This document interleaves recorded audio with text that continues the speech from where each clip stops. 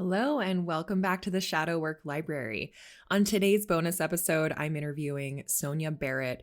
Sonia is a super wise woman when it comes to many things, but on this particular episode, I really wanted her to dive into money. There's a lot of stuff happening in the news right now about a projected recession. Business just looks a little different than we're used to. So I felt like this would be a great time to bring her on to talk about the shadow work of money. We get into some of the programming that we have around money, that we don't actually make money because we can't make energy. It's a complete reframe around our perception of this currency that we're working with.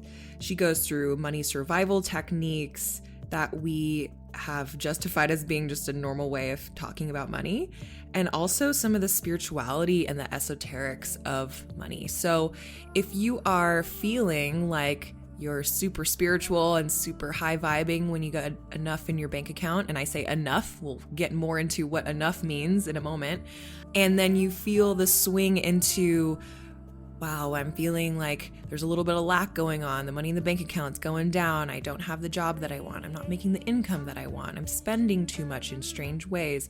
And you're feeling like money has an iron grip on how you experience the world, then I think you're really going to enjoy this episode.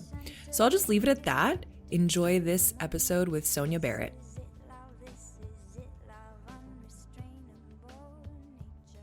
Yeah, I had to reach out to you because I think it was last year you were in the Rama Institute's business school. Is that right? Or was it the year before? It was last year.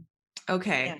Yeah, kind of a weird time for business. So I was finding myself like, interesting, feeling weird about money. And I signed up for that course. Mm-hmm. And I'll be honest with you, I didn't go through anything except for yours. So I paid like this large amount to just watch yours. And I was like, that's all I needed. That was so funny. Yeah, no, you weren't the first person that said that. I think, to some degree, yeah, Guru Jagat, she did say that. We had to cut that part out now. But yeah, no, it was really yeah.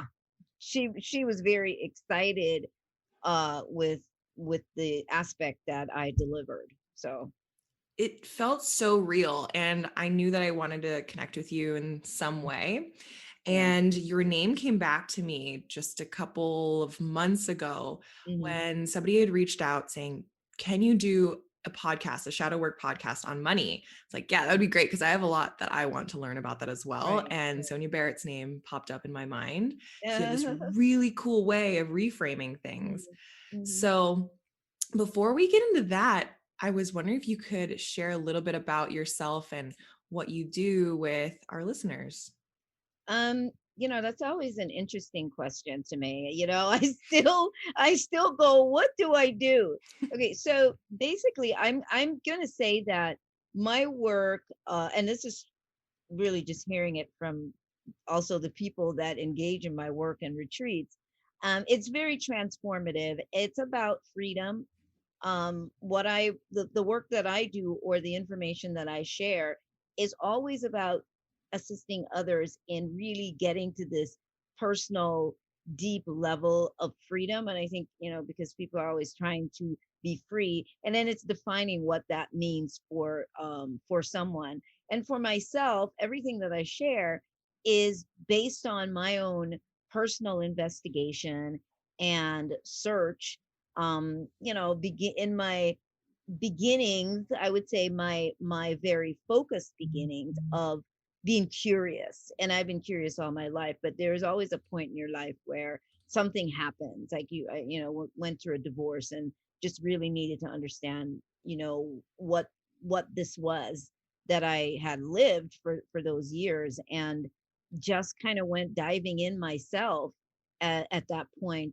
And to cut a long story short, what I've discovered is what I became a child in a candy store, and I just kept digging deeper. I realized that there were layers and layers to be shed, layers of outdated programming, which means layers of outdated beliefs that were maybe passed on to me from family and so on. So I guess we can cover, whatever you want to cover later. But just to give folks some insight, so I'm coming from understanding all aspects of the game, the money game in particular, from having none, a divorced mom, single mom with, raising two kids and going through all of the survival programs, and ultimately realizing that the survival programs were just looping me more into the survival programs. So anyway, here I am. Awesome. And you also were you the producer of that documentary? Documentary. I produced a documentary called The Business of Disease, which came out in 2016. Actually, yes, went into distribution in 2016. It was out in 2014. And so that can be found on Amazon Prime and Roku and YouTube on demand, and Vudu, like a lot of places you can find it to watch. And it's definitely interesting because it very much fits in to this time, because the slogan is the cure is in the body, Mhm. not in the business.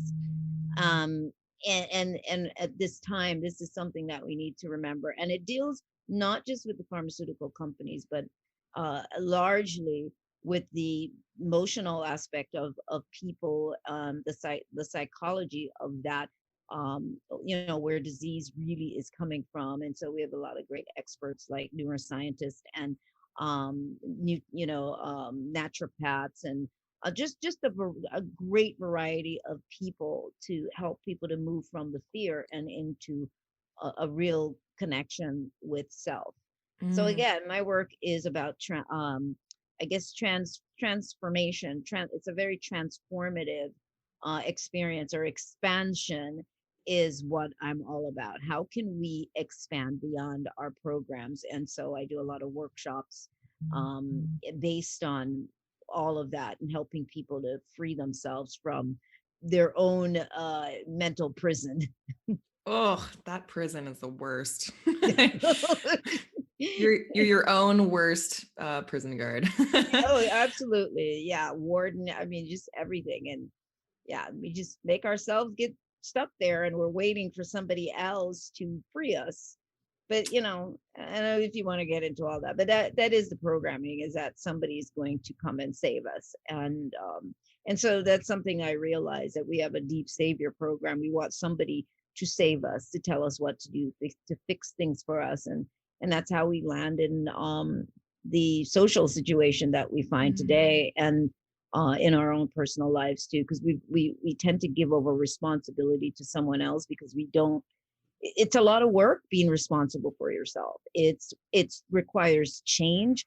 It requires so much, and we are a species, it seems like, that likes safety and security. So safe ideas, safe perspectives that are comfortable, that seem pretty finite and pretty conclusive.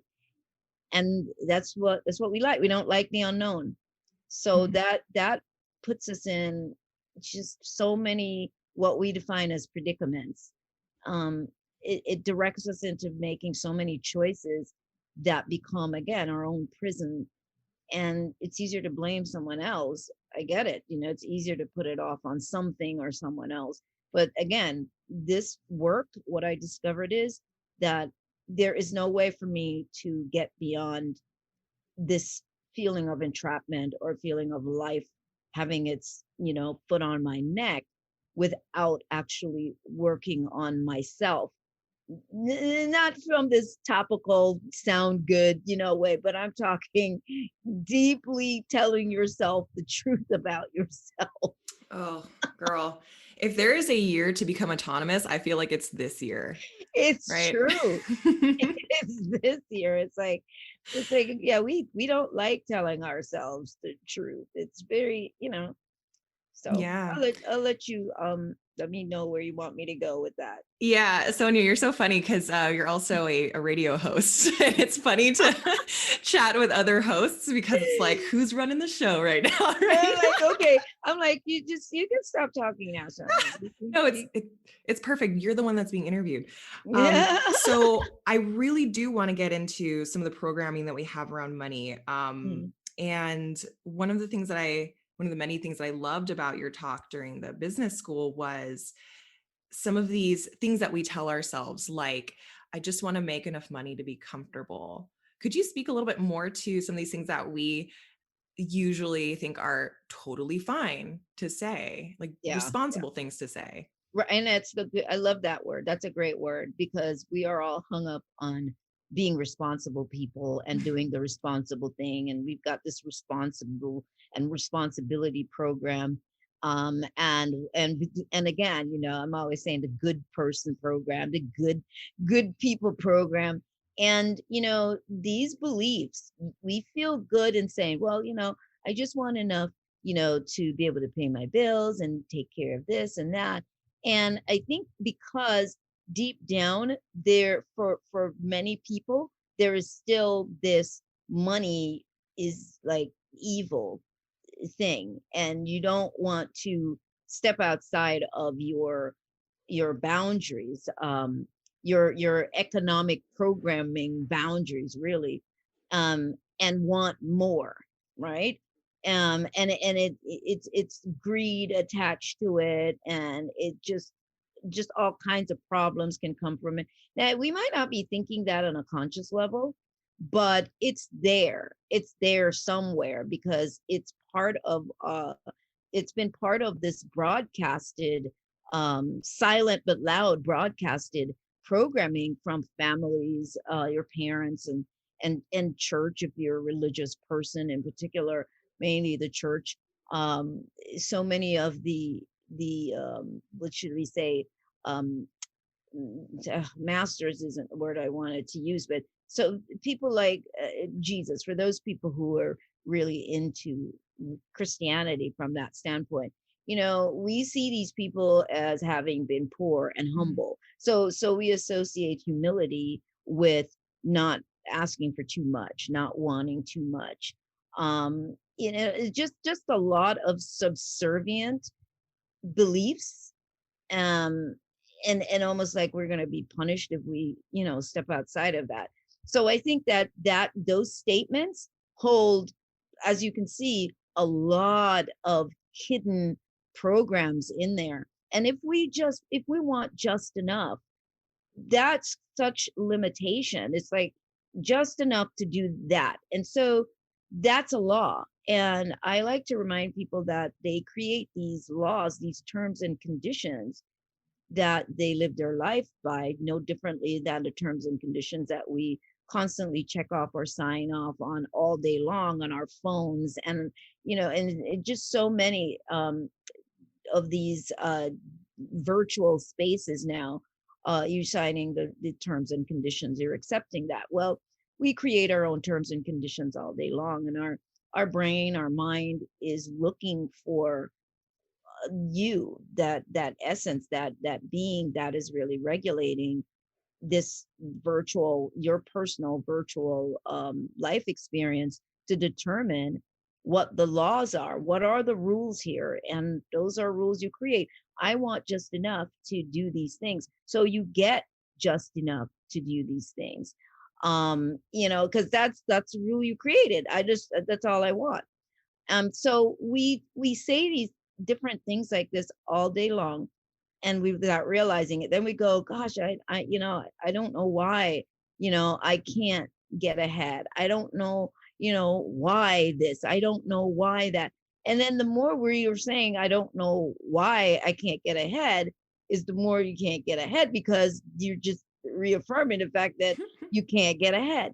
And then getting ahead, it's like, what does that mean for you? So again, deep down, we have um, our definition, right? Unspoken definition of what that looks like in our lives. And a lot of times that's going to stem from the environment, that you are part of, that you grow up in, the society that you're part of, the family belief system that you're part of. Another great thing I want to throw out too is this, what is it, this 1%, 2%, 3%, whatever it is. So we have these concepts in us that only those people, certain people, can have certain quantities then of money. And in a way, you're saying, I'm just going to stay in my lane.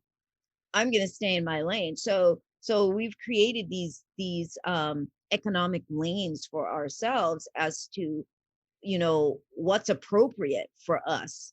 We are not those people. And so we are not the rich. We are not the wealthy, because we already have this negative concept about the wealthy, which takes us back to the negative concept that we have about money. We don't want to be those people. We don't want to be seen as those people because they have a bad rap.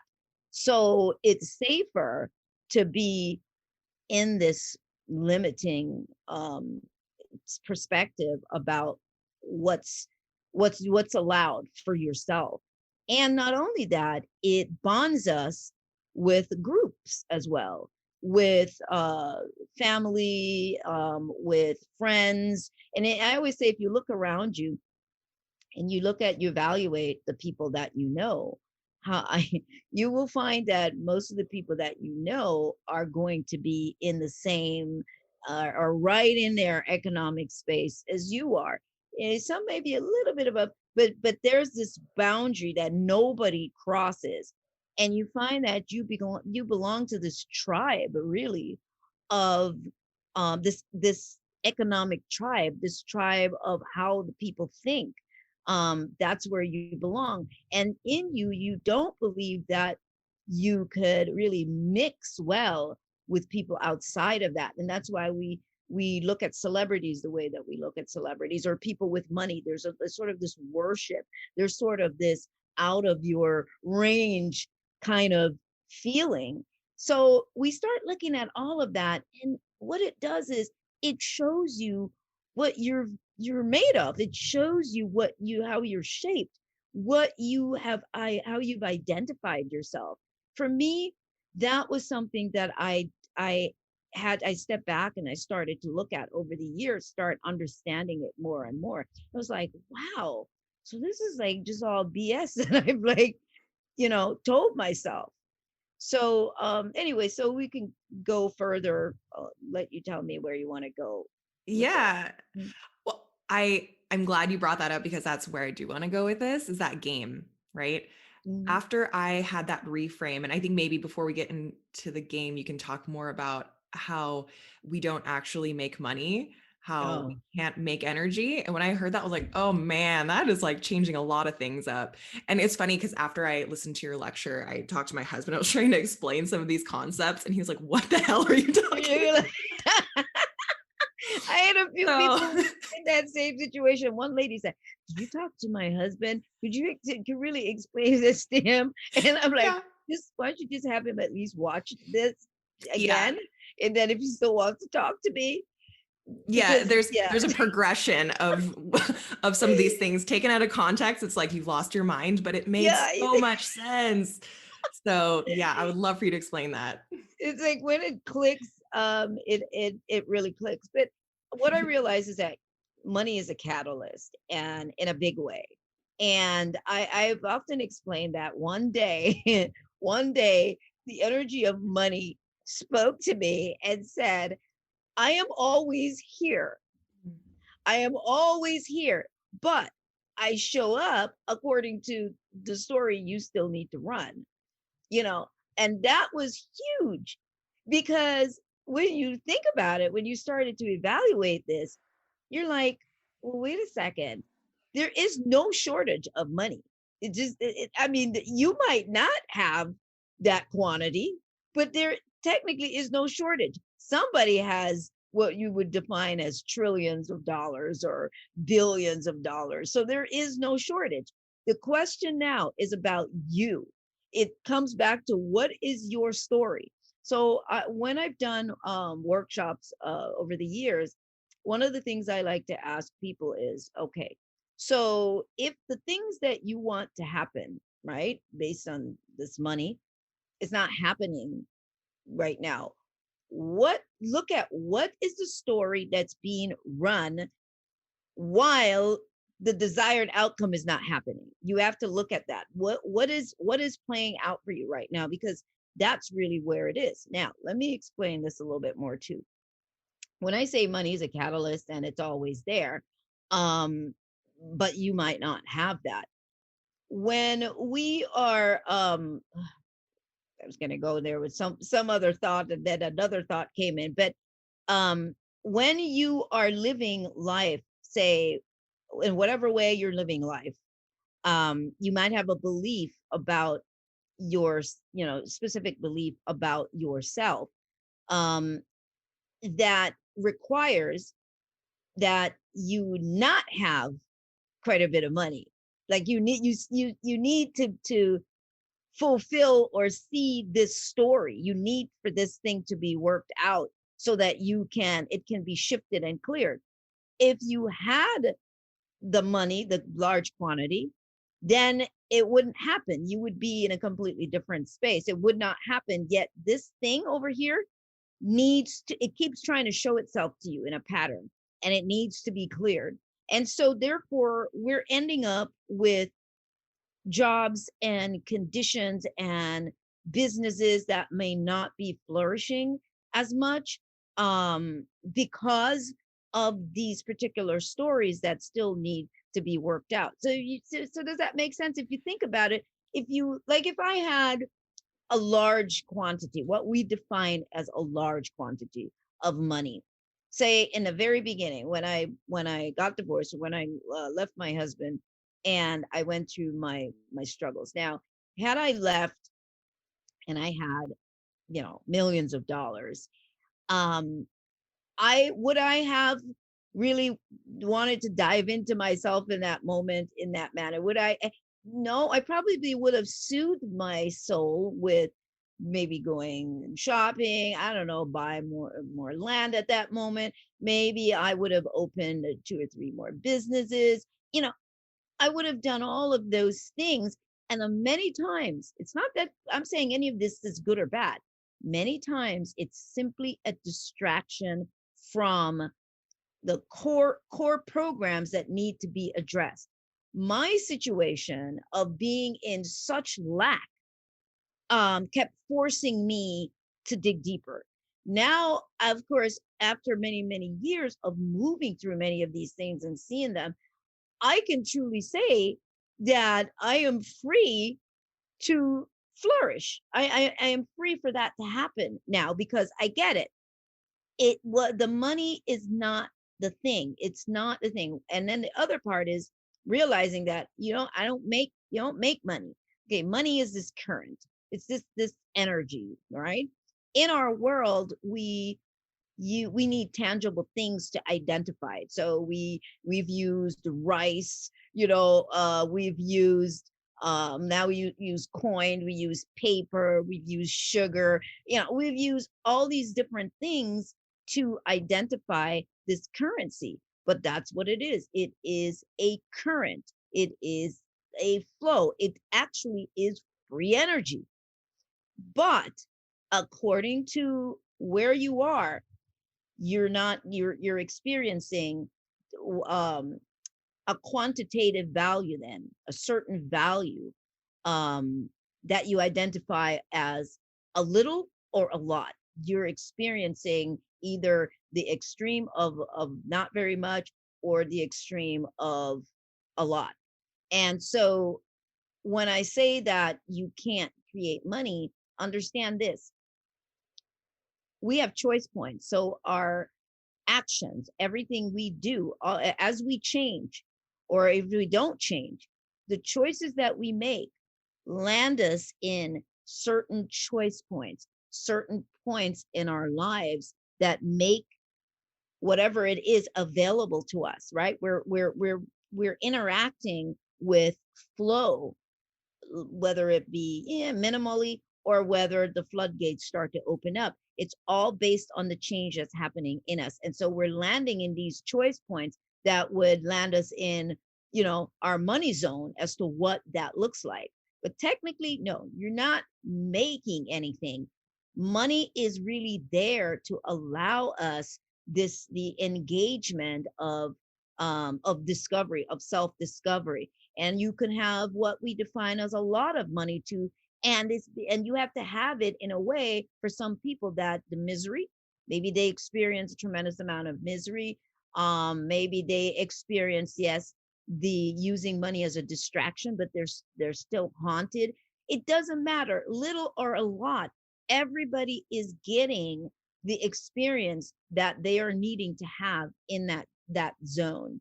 So I hope that there's more to it than that. Oh, and let me throw this in real quickly. All right, so also what I did discover um was the programming of quantitative value, the value that we placed on money, on what a dollar is, or $5 or $20 or $30 or whatever.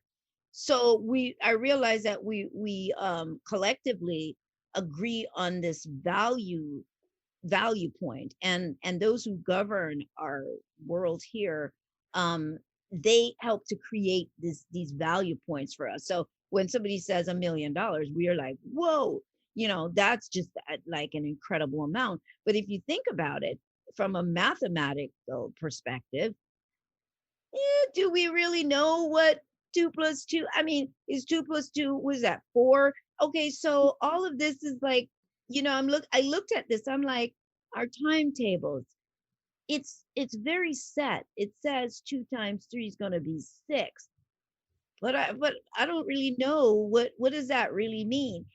The bottom line of it is, for those people who are going, huh, what?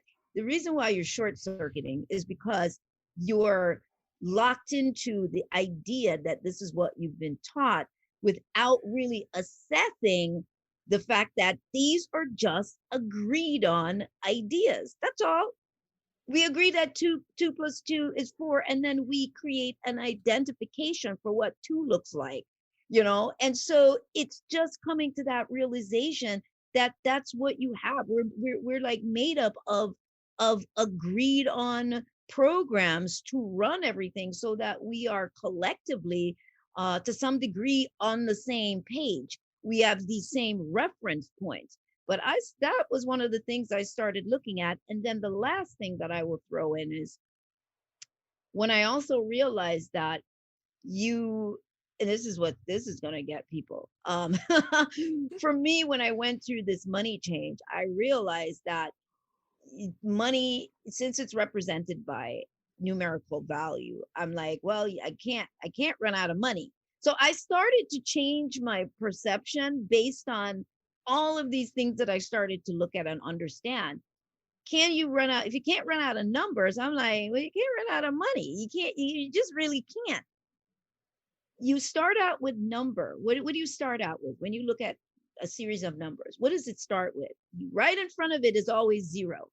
Is always that 0, right? That womb. Out of that comes everything. Out of that nothing, because that's what we are told, is like 0 is nothing, was nothing because it's everything. Everything comes out of nothing. So this 0 right in front, then nobody looks at how 1 steps right on out of 0, and then 2 and 3 and 4, and you can count into forever. You could never run out. Why? Because there really is nothing there, right? But somehow these numbers for us allow us to experience the material world and to experience what looks like everything. So we use these mathematical formulas, because they represent patterns. And Mm. so I give that explanation because I'm hoping to get people to understand more about how this idea of money is bigger. We want to just narrow it and go, okay, let's just talk about money. No, you can't talk about it unless you look at a bigger picture, scientifically as well. Look at a bigger picture and the psychology of it, and to understand how we operate by programs and beliefs. and that we agree to these things collectively, and that's what run our worlds, and then we extract from that and start and shape our own personal beliefs, and then we operate like that, in that manner, a blueprint. We operate from this blueprint that we've created, that's been stimulated and started by our parents, by our family's understanding of money and all that you heard. And it's, Mhm. anyway, it's also generational as well. You don't have a code. You have a code for flourishing. People that tend to have what we call a lot of money, their offspring may, come along and they have a lot of money, and then they don't have any money, but they have a coding for it. So they go out and they get more again because they have a coding for it. Most people do not have a coding for money. And so when we understand this, we start understanding how we can rewrite our own programs and codes coming from our families and what our parents said and what they told us, and how we change. We start to reframe all of that. So anyway, it's a much bigger picture. Yeah. I So on one hand, I'm like, my soul totally gets this. And on the other hand, my brain is like short circuiting. But I'll tell you, Sonia, I failed college algebra 3 times because I was like, I don't understand what this means. Like numbers, they have to equal certain things at all times. And my brain just did not want to accept that. And I swear, I need to reach out to Cal State Long Beach to figure out if this is true. But I swear they invented a new math class for me because I was just not passing. And so it was mathematical theory. And it was kind of like what you're talking about here. Just like the theory of numbers, no real actual like equations Yeah. happening. So I really feel this. Something that And comes, understand this, I didn't understand this. What you're telling me, I've never even taken that class. This is all realizations that I came to. So just to say that to people, mm, which means that it's there. If they're giving classes, regarding that, and I've never taken those classes, that means it's in us. There is legitimacy to all of this. So I get what, and I didn't like algebra either. So okay, cool. We have that in yeah, common. yeah, Just to clarify on that, they didn't even get close to what you're talking about, but it was the start of getting people thinking differently about numbers. yeah. So another thing that comes to mind as you were talking about generational coding is this scene in Arrested Development. I don't know if you've seen that show, but like there's this I know of really, the show. I don't think I haven't okay. seen. Yeah, yeah. There's a really, really wealthy family. It's a comedy. It's adorable. Hmm. And they own a banana stand. And the mom, who's this hilarious character, she's like this really proper uber rich woman, and she's like, Right, what does a banana cost? $10? She's like so disconnected from like average people, that, but right. she's not afraid of charging, $20 for a frozen banana. And Yeah. that confidence, that like whatever energy is behind that has people Mm-hmm. being like, oh, well, there must be something special about this frozen banana. I'm going to buy this. Mm-hmm. Right. It's like that energy flow of like whatever $10 means to her, which may be 50 cents to certain people, Mm-hmm. is different. Right. Like, That's important. yeah. Mm-hmm. There's a woman that I follow who's a conscious money expert. Her name, Mm-hmm. and I don't know what it is, but she works a lot with $2 bills. And she had mentioned that $2 bills they're like the only form of currency that don't hold this negative energetic thing to it. Like they're fun, you don't usually Mm-hmm. spend $2, but it's still money. Um, Right. and I really like that. So it kind of reminded me of what you're talking about here, Mm-hmm. having that connection to something that's so big, but all it is a piece of paper that Right. Well, it's has because such hold on people. we don't interact with $2 bills very much, and it doesn't really there's no real, like you said, value attachment to it. But even a $1 bill is perceived a bit different, and of course, obviously, $50 and $100, the perception that's attached to those bills, it's amazing, the wiring, the money wiring in the brain. But in terms of what you're saying about that woman, it's all relative. Cost is definitely relative. And I mean, again, we could get into so many aspects of this because, those are all things that I ended up having to go through and determine about this idea of cost, because we live in a world of, oh, that's too little or a lot. Oh, that's too much. Or, somebody else that's going, $2,000 for a pair of shoes, big deal. So we live we live in this polarization when it comes to money. But again, it's attached to what our belief systems are, what our programs are. And I did start having to live outside of this idea of that kind of quantitative value. But to also throw in real quickly for people who are running their own business or looking at going into business for themselves, I always like to remind people that you have to charge according to what you're comfortable with. People tend to want Mm. to charge according to what they think other people will be comfortable with. They tend to want to make sure that they don't charge too much because people can't afford it right now. Or if they charge what they define as too much, then they might not get customers or clients. But that's not true. That is just a way um to be okay with a belief system that's there. That's all. That just is validation for holding on to these very narrow beliefs. That's all that is. Because I tell you right now, as everybody will, you all know what I'm about to say is true. um if indeed you're selling something, and I don't know, it's $500-$600 for, I don't know, a pen, there is always people out there that will go, oh wow, I love that. Or they find it to be more valuable because it's 500 as opposed to the $5.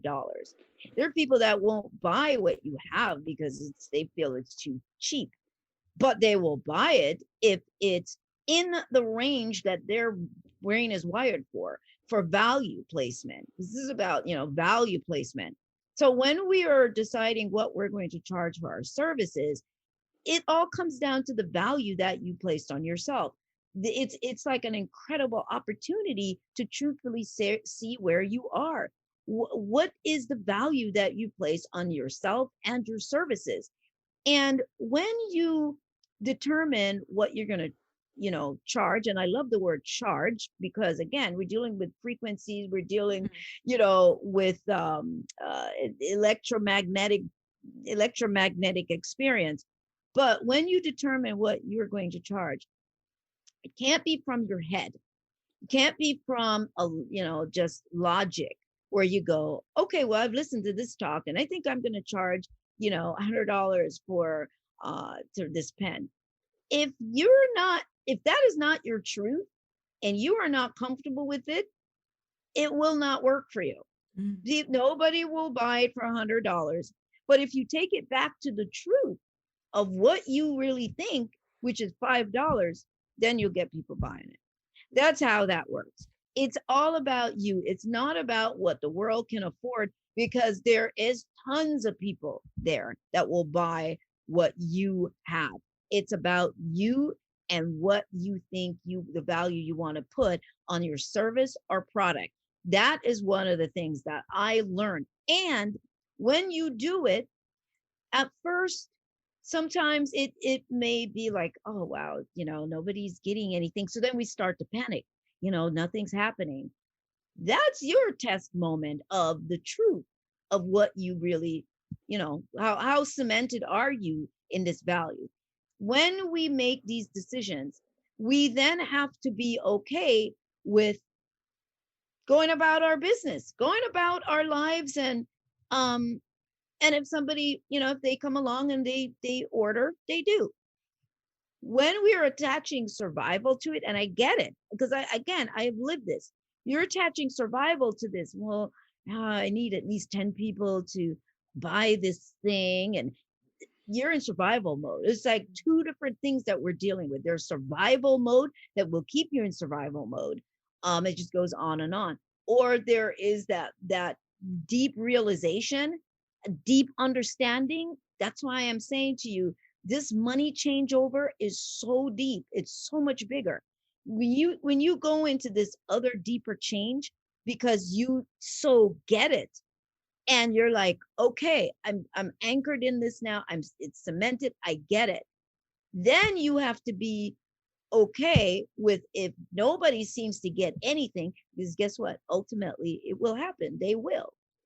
But can you hold out for that? So these are truthful things, and we can talk ourselves into different things. We can try to convince ourselves. We can tweak things to make it go, oh no, no, no, things are being successful. But then you reduced it, whatever it is, you've got to that point so much so that you're in a comfortable zone again. So much of this is just we're all about survival. Mhm. That's what we do. So anyway, so it's a much bigger picture, and I hope at least this part kind of explains that to people. Don't put a value on your service or product unless you can own that. You can step away. If nobody books, like if I decide to do a workshop, and I decide, this is what I'm gonna charge. And I then have gotten to that point where, okay, if nobody wants to pay that, then I'm good with that. Then I'm okay with it. And the more okay you are with it, is the more you have opened it up to now allow a a a, a new selection of people that would otherwise not be there, because your space was so narrow and so limited to a certain perception of the people that can afford it, right? So you've Mhm. locked yourself into this afford space. Or these people will, they'll be able to afford it. In the meantime, you have closed the door on just this wide variety of people that are there that will come, right? So you have to um let it go. You have to just let it go, step away, do whatever it is you're doing, and know that it will happen one way or the other. I'm okay. Mm. Those are things. This is, I mean, that right there is the shadow work of money, right? Like, I love how you had talked about not being able to try to figure out money just by looking at your bank account or just by Yeah. creating a new product or just by trying to get a raise. It's like Hmm. when you have that amount of money that you want, what are you even going to do with it? And so I was hoping that you could rewind a bit and take us through a specific example, can be fictional example of how this plays out in real life. So let's say I'm somebody who perhaps I'm not an entrepreneur. I'm somebody who has like quote a normal job that Right. gets paid, but I'm just like feeling very lack. Um, and I'm feeling that swing of scarcity, more on the scarcity side. And I just want more money. Like, where do I start with this? Hmm. Right. Okay. So, all right. So if you're in that situation, then again, then you have to look at pattern. You have to look at what your core beliefs are about this particular job. um you know is everything hanging on this job? Why is it that I won't maybe open up and go, you know what, maybe let me look at, maybe it's time to go somewhere else. You Mhm. have to look at where you're locking yourself in. It's like, yeah, well, I need this job, doesn't pay much, but I need this job. Okay, fine, you're there. But if you're there thinking, yes, this job doesn't pay much, but I need that right now. But I am open to more. I'm open to the possibilities. So what I'm going to do is I'm going to just keep my eyes open. I'm going to start looking. I'm going to just open up I'm going to let the possibilities know that I'm available, right? I'm available for that alignment to happen. And that's what you have to do. You have to get out of the narrow of the ritual then of I don't know what to do. Mm. Because the more you're like, I don't know what to do, is the more you don't know what to do, because you're telling yourself, I don't know what to do. So that's your rule right there, is I don't know what to do, which means you can't know what to do because that's your truth. You don't know what to do. So you have to stop this mantra of lack, of lack thought, of these things that you say to yourself, and realize that I truly do exist in an ocean of possibilities. And if you're saying, I know that everything is possible, then step up to the plate with it. If everything is possible, why is it not possible for you? Why are you narrowing the possibilities for yourself? Right? Some people are just more comfortable with it. They've been working that job for a while. They're feeling comfortable. Oh, I really don't want to go anyplace else. Okay, so you don't want to go anyplace else. But then you're like, yeah, but I don't know, they're not going to give me a raise if that's still, you have, either way, the ball is in your court. You have to step up and go, you know what? There is no reason why I shouldn't receive higher compensation for what I do. And I am open to receiving that. And you can set that out there for that company, but you also want to be truthful with yourself about that company and where you are. You have to be, otherwise you're going to sabotage yourself. You're going to be reaching for something that is not really part of the makeup of that company matrix, because every company, everything is its own little matrix. And we are where we are. You're in that job because it aligned with who you were when you took that job. So who are you now? And so as you open yourself up more to realizing that there is more here, and that I really am just comfortable because what, maybe I'm scared to move forward. Sometimes even just that thought can open up fields in that job, open up areas in that job. I remember years ago when I was working in corporate, I had allergies this morning, so I like tried not to sneeze. Um, but I was working in corporate America, and I remember I worked for myself for a long time, and then um, things weren't going so great, so I ended up going back to work. And when I took this job, it was like way less, just like way less. But I took it knowing that, okay, I'm going to take this job, but I will be getting more money. I will need to get more money. I will definitely need to. So what I did was I was there for, I don't know, probably just a few months. And I went to the supervisor who actually fought to have me there. And I went to her and I said, I am just letting you know, I'm going to have to look for another job because I need to make this much money. I need to make this much. So I'm going to need to do that. And so she goes, oh, before you do anything, just wait right there. Just don't do anything. I'm going to go and I'm going to go speak to, management, vice president, whoever. Um, and so she came back, and she said, okay. She says, well, how much did you say you wanted? And it was a big jump. And I said, yeah, that's what I want. She said, okay, okay, we got that for you. Because I was already in my mind, I was okay with leaving. I wasn't trying to play a game with her. It was like, this is what's gonna happen. And so the freedom of being okay with that. Other instance with just because I'm giving people practical things. I later, which is the only job I've ever worked at that long, which is like 4 years.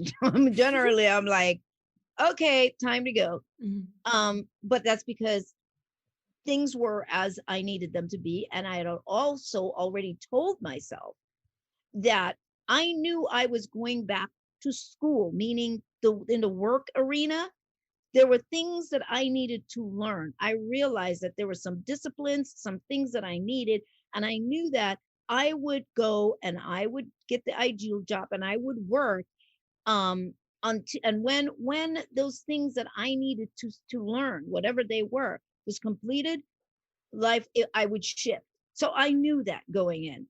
And so later on, I don't know, it could have been a year or so later on, I was recommended for this new division that they had to run the accounting department, the supervisor for the accounting department. Um, Not liking accounting, but it paid the bills. So there it is. So then I get this other huge boost in salary. But again, I was already open. I did not have any fear of, you know, whatever, like, oh my God, I got to keep this job. No, so I'm saying to you, it's all about how you come to the table. And I have many instances where I have just put my money where my mouth is. Same company put my money where my mouth is. I don't know if you want me to tell one more situation. I would, yeah. I Okay, was I all was right. hoping you would talk about the one where you're an entrepreneur at this point and you're like, I feel like I want this amount. And then you just started adding on to it. And they were like, okay, okay, okay. Like, love that. Oh, okay. All right. So there's that situation. Okay, I'll tell you You can about tell that. how many stories you want, Sonia. They're all really good. Okay, well, all right. So let me make sure I write that one down. Okay, so the one that I was talking. Oh, okay, okay, all right. So okay, let me make sure I make a note. All right, so this one with the same company is a little bit different. Different. It wasn't necessarily money related, but I want to show you what I mean by be firm about your truth. All right. So I'm working here. And for those of you who may go look me up a little bit more, you will see that I have some perspectives that are always way outside of the box and mainstream. Um, they wanted the whole company to get life insurance. And it was a deal that they got for the entire company. And for me, it was because there's so much that I understood. I like, okay, well, I'll take the dental, but I don't want that part. I don't want the life insurance. And they just couldn't understand, why would you do that? Why would you not get that? This is free, da da da da da. Okay, yeah, but I don't want that. And it created such a stir in the company, and in the I forgot what insurance company it was, like that group insurance. They were like, well, we're not going to be able to get the whole company this insurance if you do not participate, right? If you don't, because it's this group package thing. So I said, okay, well, I don't want it. And so even the president at the time came to me and he said, why wouldn't you want to do that? What if your something happens and your loved ones? I go, well, if something happens, then it wouldn't matter to me. I'm like, I think that'd be the least of my worries. So anyway, ultimately, cut a long story short, I said, okay, make me an independent contractor then. This way I'm separate. Oh, they still didn't, well, I don't want to do that. I go, okay, well, here's the deal. You either make me an independent contractor or I will quit. I will just leave. Okay, I have bills to pay and stuff. I don't have anything else lined up. But my conviction on this was just like, this is my truth, and I'm not going to do that. So ultimately, after the company calling me and everybody trying to talk to me, they eventually called me and said, okay, well, we figured it out. We're sending you over a form to sign. And I didn't have to quit my job. I didn't become an independent contractor. And they changed it, and they were able to do what they were doing and left me out of it. So my point is this, that you have to be cemented in what is your truth. Who are you? Most people would have went, oh, well, I can't lose this job.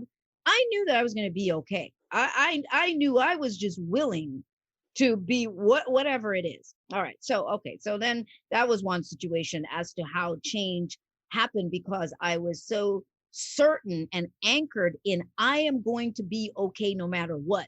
If that is not your core realization, you will have a problem. You always have to know that no matter what, I'm okay, Mhm. because then you will be okay. Yeah. So, Yeah. If I could just say one thing about that, it's like you knew what your beliefs were and you stuck to them.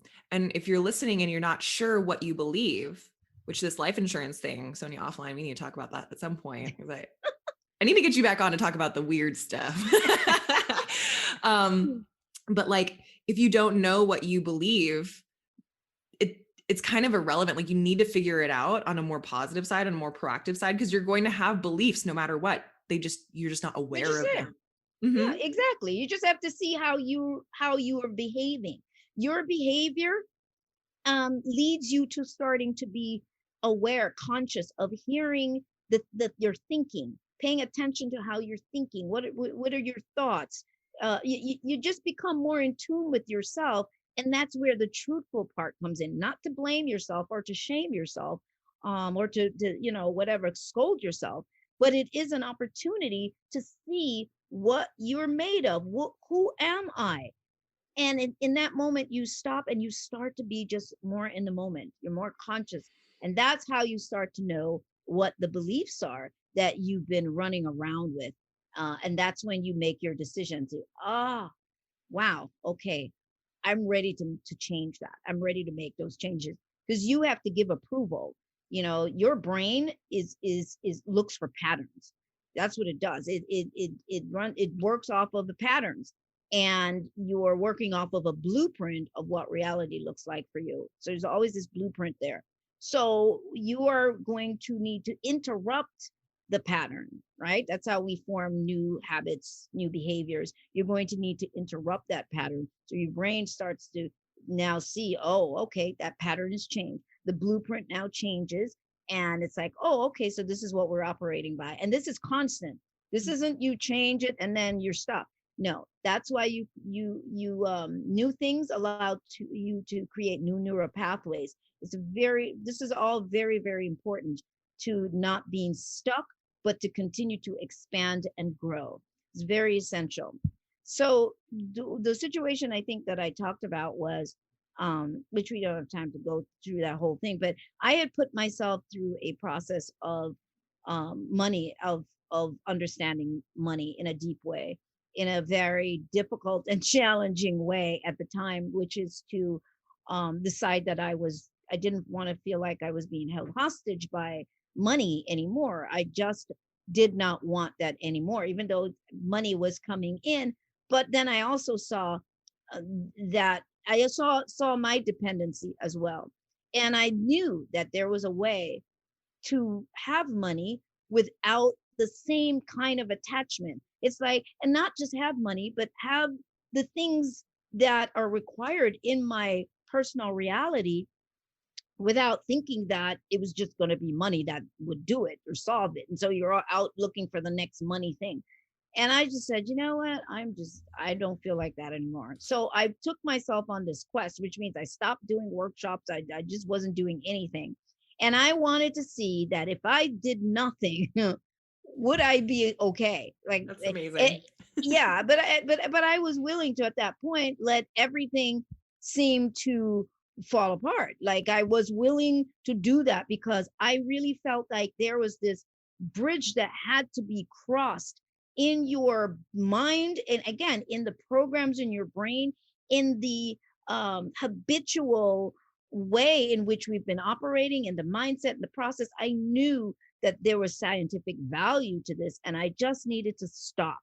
So I did, and then I stopped checking my bank account. I think at that point, there was one point I was down to like 25 cents. And so I stopped checking it, and because I know that the more I checked it is the more, every time I would check, I am expecting to see not much. So I started to realize that. It was like, oh, you're reaffirming. So I stopped. All right, so I'm gonna fast forward. I'm not gonna get into a whole lot of what happened, but I took myself through this process for like 8 months, and in that time, there was a lot of crying, a lot of tears, a lot of what are you doing, a lot of crazy moments, a lot of wait a second, you're okay. because none of this is real. So I don't even want to get into that for your people at this time. Um, so anyway, basically, bottom line of it, I took myself through this process, and once I was through the process enough where I was free to let, if everything like collapsed, I was okay with it. But it's like I knew it wasn't going to, but then I was just like, oh, and then I finally was into this free space, and I realized ultimately what we fear is the consequences. That was one of the biggest things that freed me. What we fear is the consequences of not doing this or not having the money. You can't pay your rent, you get kicked out. Can't pay your mortgage, you go into foreclosure. All these things that we are afraid of the consequences. You have no money, you can't eat. You think about it, the attachment. And so I now had to navigate around that and go, it's the consequences that we fear. Oh, okay. Okay. So once I got that, then I worked into this whole other space. Once I got there where I could laugh at my situation, the times are like, oh, okay, well, this is what we're eating today. Cause you know, then then I got a email out of the blue that's from somebody that said, I'm coming into town. I'm coming from out of the country, and I want to talk to you about something, a project. And I was like, okay. So they came, and I met them, and we talked, and they said, okay, this is what I'd like for you to do for me, because you're really an expert with doing this. And I said, oh, okay. And then they said, well, what do you think it will cost? And I said, well, 25,000. And the person said, okay, no problem. And I was so free with it. It wasn't Mhm. like, oh man, if I say too much, I had already just let go. So, yeah, and then I went back home, and then I thought about it. I was like, no, I think I need 30,000. So I sent an email, and I go, make that 30,000. And they said, oh, okay, no problem. All right. So send me the bank account information, and I'll wire half today and half in the following day or whatever.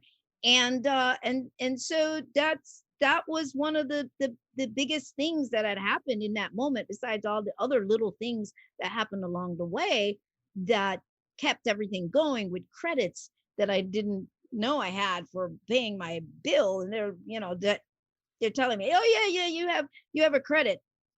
Okay. That paid the whole whatever bill it was. So it was all those things that were happening along the way that was letting me know there's something more at work here.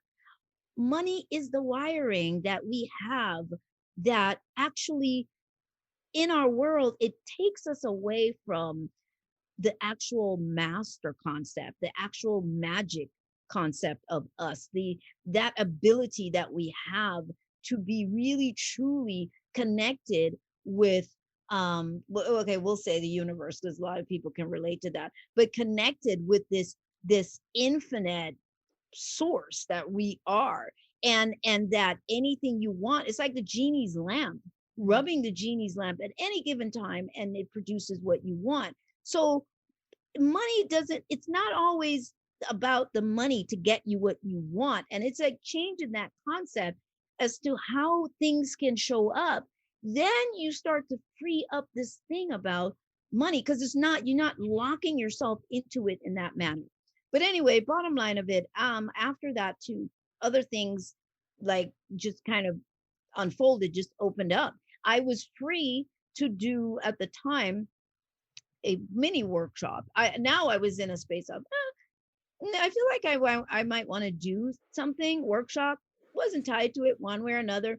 If people want to come, they come. If not, and it was like $500, and I just kind of put it out there and went on about my life. And then surprisingly, it was like 20 people signed up for it. I think it was 20 people, but people were just signing up for it. But I had freed myself from, oh my God, is that too much? What if I was in like this whole other space of And So good. yeah, and so that allowed me to really share that.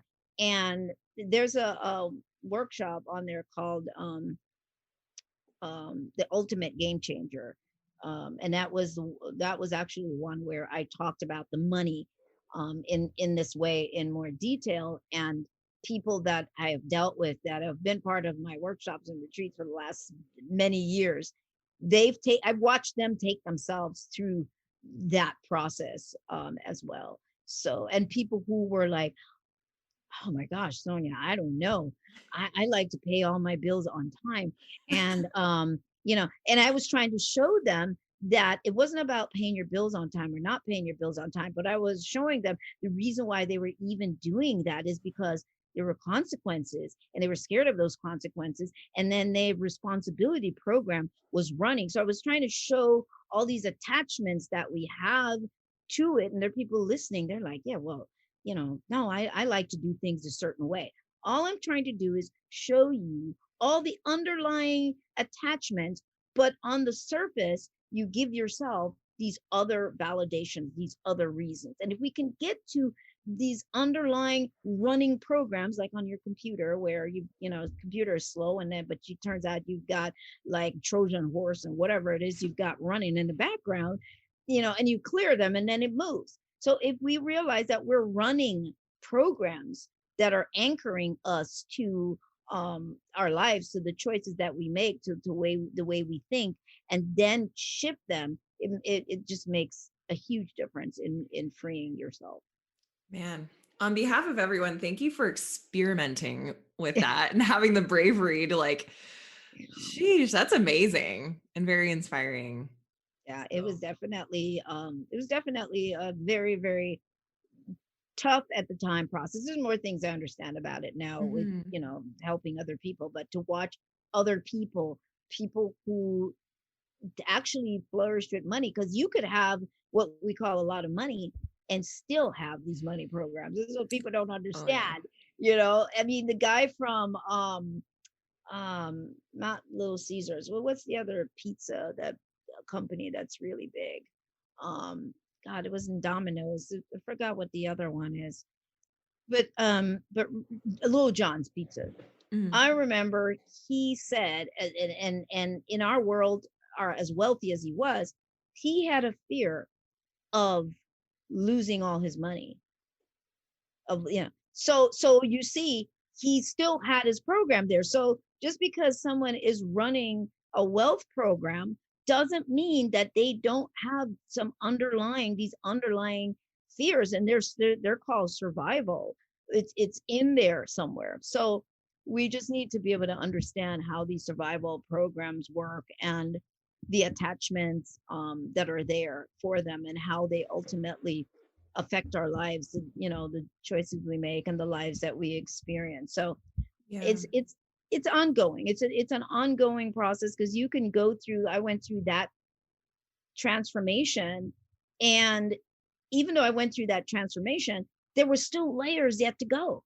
I just didn't realize the number of layers, because one of the things you realize is that when you have for you, whatever that comfort amount of money is, you've got 100,000 in the bank, or it could be where you have $100 in your pocket and you're feeling good, you're feeling high on top of the world, like I love it, because everybody's always so positive then, and their spirituality is just oozing out everywhere, because they've got some comfort, some money there.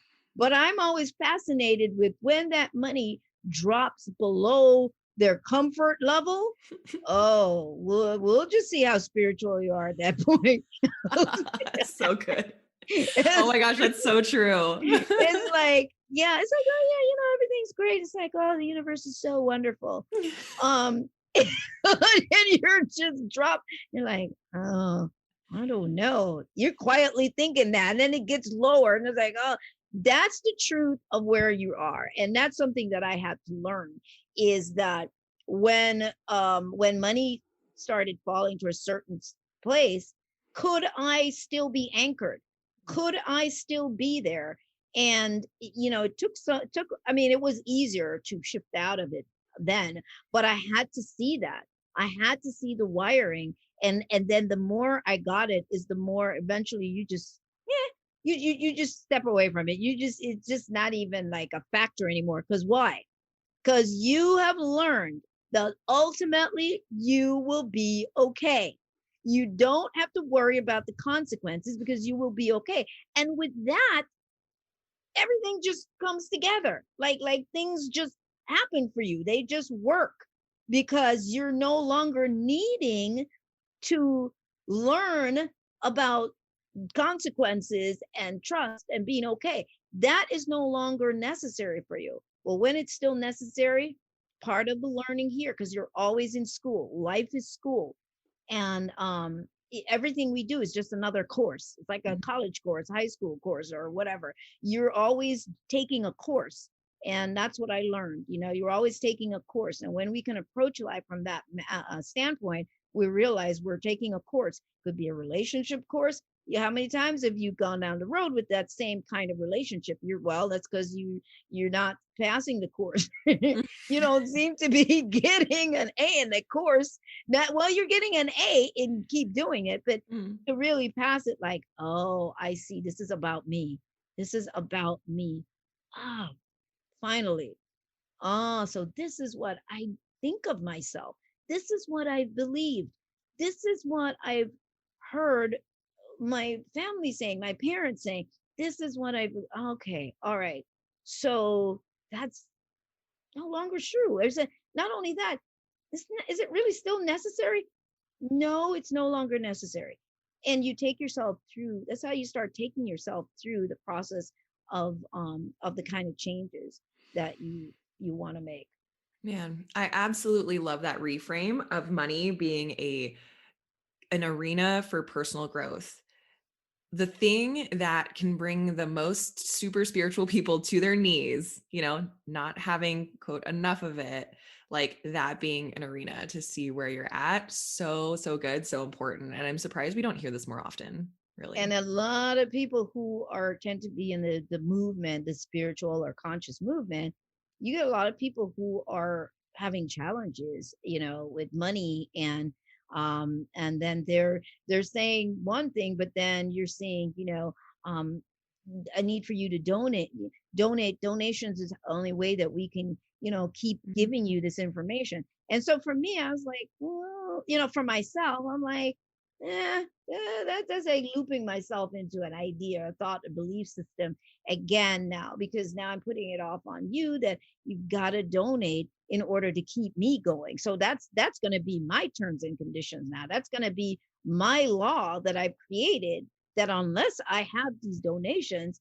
I'm going to be, limited. So you're not saying that you can't have donations. I'm just saying the mindset. You have to look at where you're coming from with the mindset, the beliefs, um, and also real quick too, the when I was talking about people, I think, and groups, sometimes we feel guilty about having more.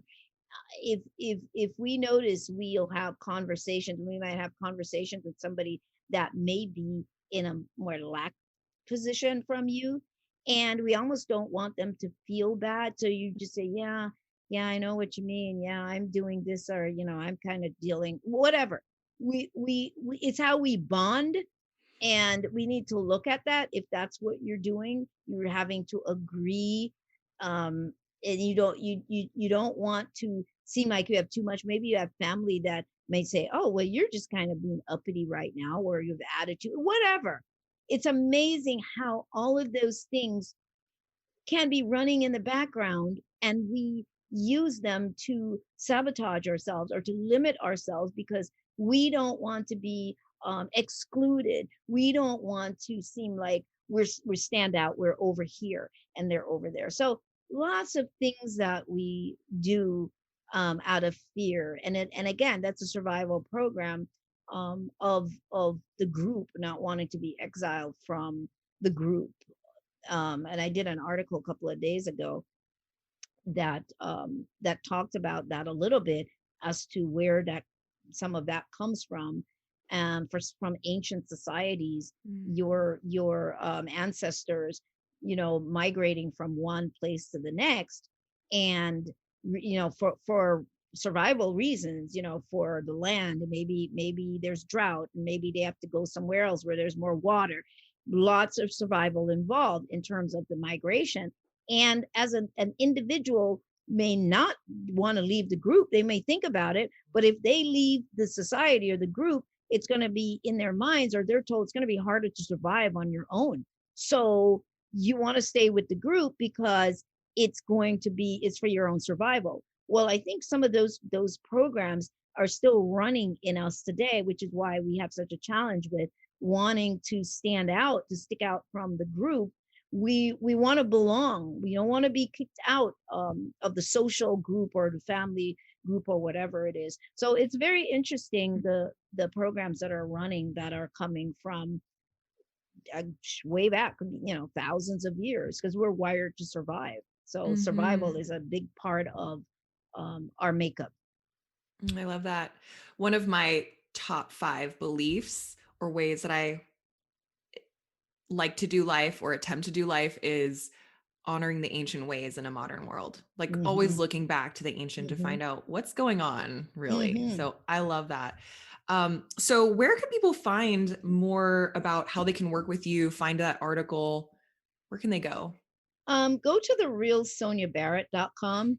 And yeah, you go to the realsoniabarrett.com. All my other websites you'll be able to access from there.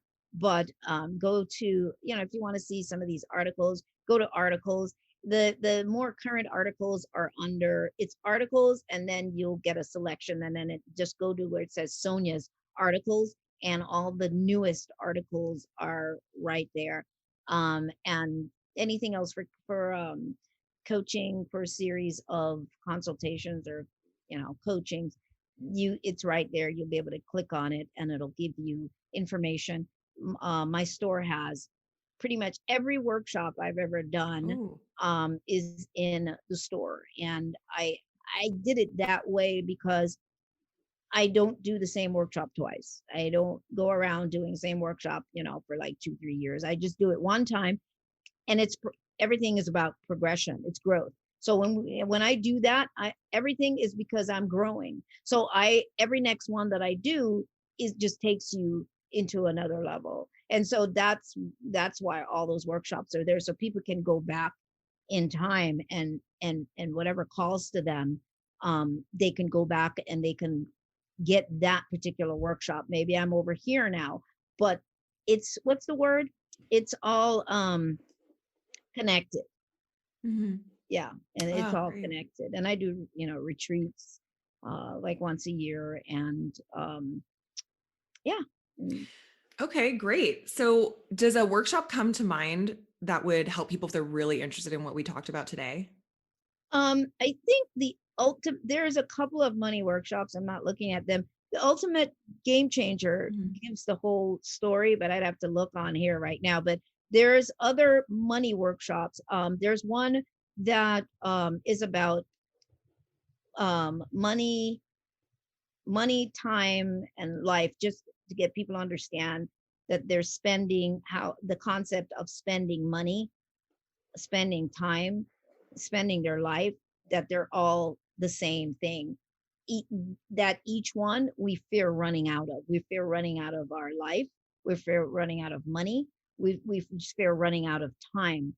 And how that all that wiring of fear of lack of these things, how they all connect. So that's a really good workshop as well. And it will say that about time, money, I think time, money, and life. Either way, they will see it. So those are a couple of the money workshops. And that was actually a 6 month workshop. So Mm. it's 6 parts and probably, I don't know, like 12 hours. Um, All yeah. right, great. And for people who want to catch you with what you're geeking out on right now, what's the new thing that you're working on? Um, that was a good question. I'm like, what am I am always just evolving everything. Everything that I talk about, I'm just always evolving that. One of the things that I do talk about that I'm known for talking about, and the big topic to me is um, longevity. It's the idea of the birth to death program and helping people to switch out of that program. So I do talk a lot about um, that idea of, what is that? Is, you know, like money. Is it something that is essential? I mean, is there a transformation process that can happen besides this idea of physical death? So so those are really, really, for people who are really in that space.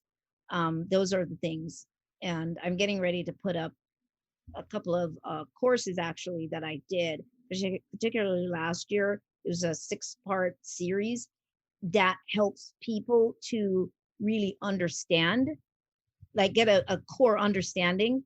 And anybody who wanted to come to like retreats after this anyway, they would have to have taken like this particular course, because the retreats are very different. They're just very different in the way that I do everything is kind of very different. I try to break people out of their boxes. Mm. And the Reality Wednesday is a free teleconference I do once a month. It's the first Wednesday of every month. And that's a great place to come and, listen to the talk and share and all of that. And there's always the latest two that's on the website. If they go, they're always available. And people who are members of the website, they have access to like a whole last 2 or 3 years of these free talks. And the expansion zone portal is also something that I do once a month for members, but we explore very edgy topics and films that are that kind of sci-fi, and how it relates to now and all of that. So Man, I'm into that. Okay, I'm gonna sign up for that portal for sure. Sonia, thank you so much for coming on. This was so fun. And I'm sure it was incredibly illuminating for everybody listening. So thank you so much. hopefully it wasn't too confusing. I think these things, sometimes you have to listen to it several times. And I think when people have to listen to something several times, or they're like, oh, it was over my head, don't just say, oh, it was over my head. Figure out, why would it be over my head? That means there's a program there that's sort of blocking us from opening up to hear. Yeah, Mm, absolutely. Take what sounds most alive to you, run with that, and come back later once you're like, okay, I got that figured out. good point. All right, Sonia, have a great day. And I'm looking forward to connecting with you again soon. All right. Thank you so much. It was really a lot of fun. All right. Stories I've been told, I walk through the valley of my own shadow, free from all old stories I've been told. I walk through the valley of my own shadow.